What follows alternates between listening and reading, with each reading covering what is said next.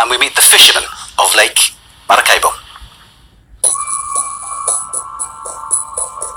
In western Venezuela, the Maracaibo region has long been the economic heartbeat of the country.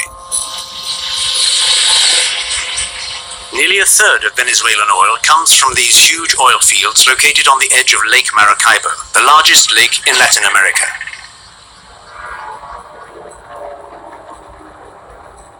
But what was once responsible for the country's wealth has now become a curse for people in the region.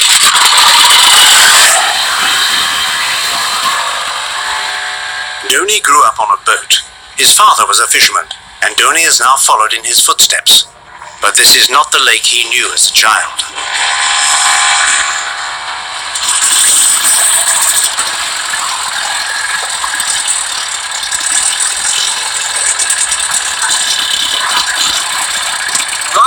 There's no water, just oil.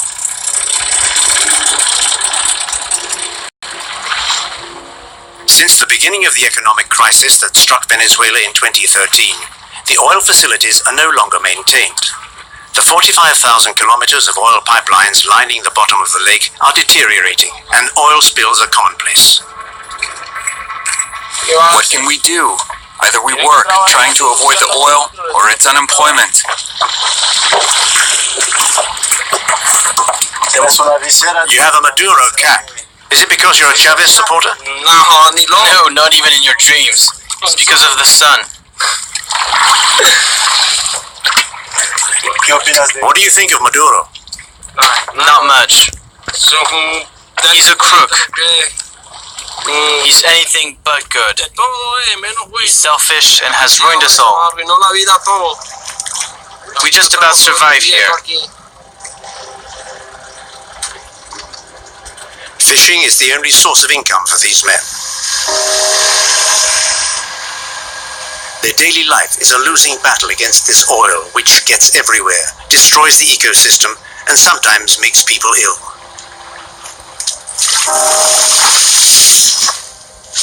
Anger is growing among the fishermen. This oil is unbelievable. There's too much of it.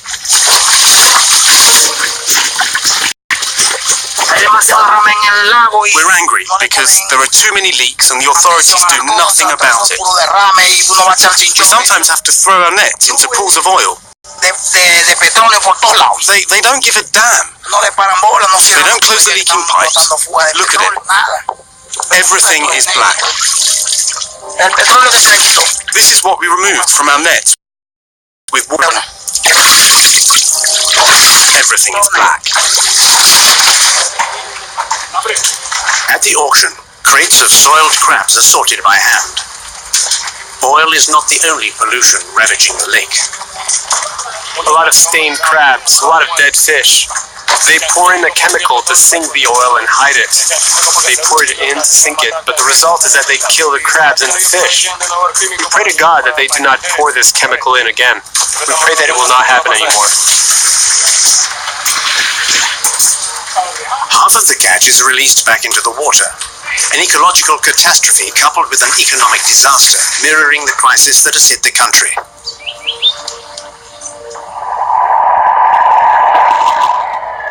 On the edge of the lake, Maracaibo is not spared.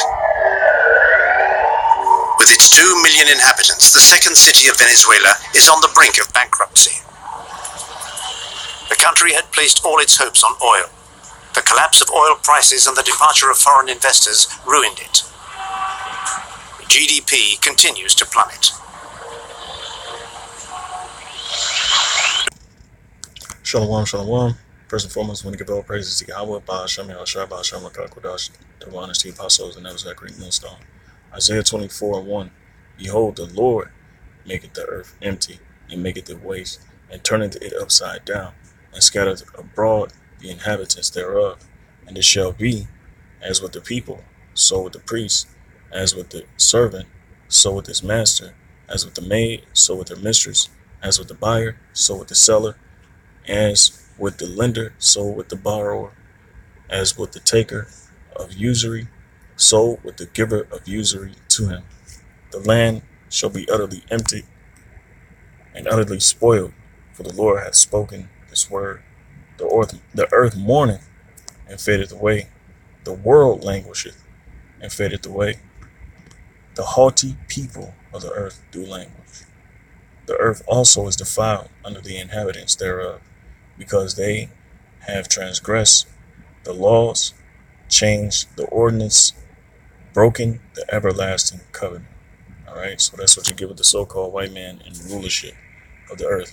But nobody's crying out. All right, the only people that's crying out are the Hebrew Israelites, Yasha'Allah. All right, these are the only people crying out, standing up against the chief house of Esau, who owns the corporatocracies, who own these refineries, and the only thing Venezuela is getting from this is low cost in fuel.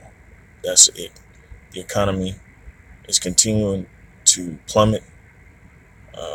This is pretty much a pretext for America and for other countries with this type of rulership over it. Okay. The elites have sold this place down the drain, starting with the chief house of Esau.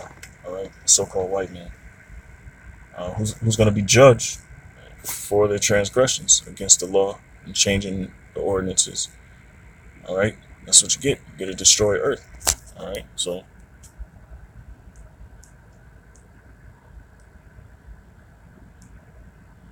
Revelations 11 and 18. It says, and the nations were angry, and thy wrath is come, in the time of the dead, that they should be judged. All right, it's talking about all the nations in the world, and that thou shouldest give reward unto thy servants, the prophets. All right, because we the ones that standing up against the rulers that be in power, the establishment, and to the saints, and to them that fear thy name, small and great, and shouldest destroy them which destroy the earth. All right, so that's why Yahweh Shai is making a second coming. Okay, because of stuff like this, so pretty much, brothers, hold on. Though it looks grotesque and is, it's pretty effed up. It's very effed up. The Lord is coming, man.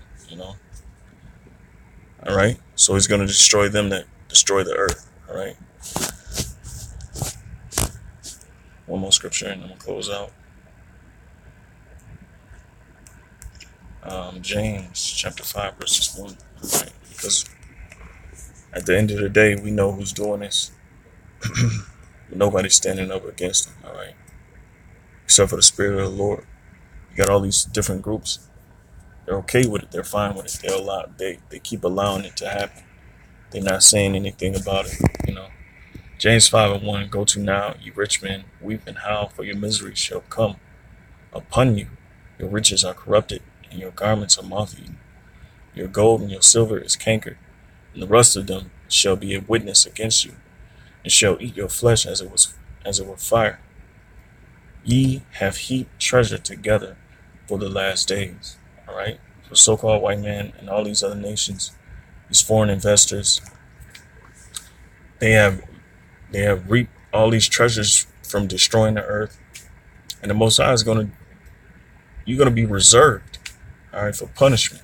Okay, you're gonna be reserved for punishment, and your punishment is gonna be slavery. Okay. Hey, verse 4. It says, ye have heaped treasure together for the last days. Behold, the hire of the laborers who have reaped down your fields, which is of you kept back by fraud, crieth, and the cries of them which have reaped are entered into the ears of the Lord of Sabaoth, the Lord of armies. All right, so He's gonna meet you with an army, a fathership, and an armada to follow. All right, an armada of ships. Okay. All right. Why? Because the scriptures say, who can make war with the beast?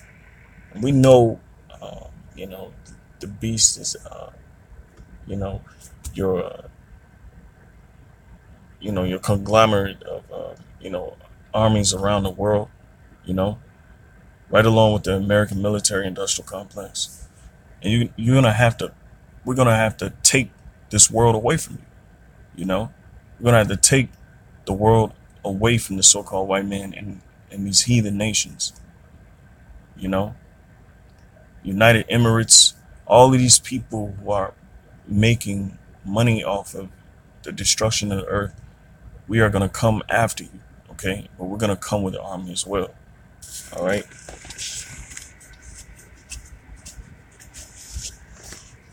All right. And the scriptures talk about the Lord shall not meet thee as a man. You know. So I'll continue. All right. Salaki. It says, ye have lived in pleasure on the earth and been wanton, meaning undisciplined. All right. Ye have nourished your hearts as in a day of slaughter. Ye have condemned and killed the just, and he doth not resist you. All right. And that's what the elites of this world have been doing, starting with the so-called white man, killing the just, killing the oppressed, deliberately oppressing everyone and everything so they can hoard everything. All right.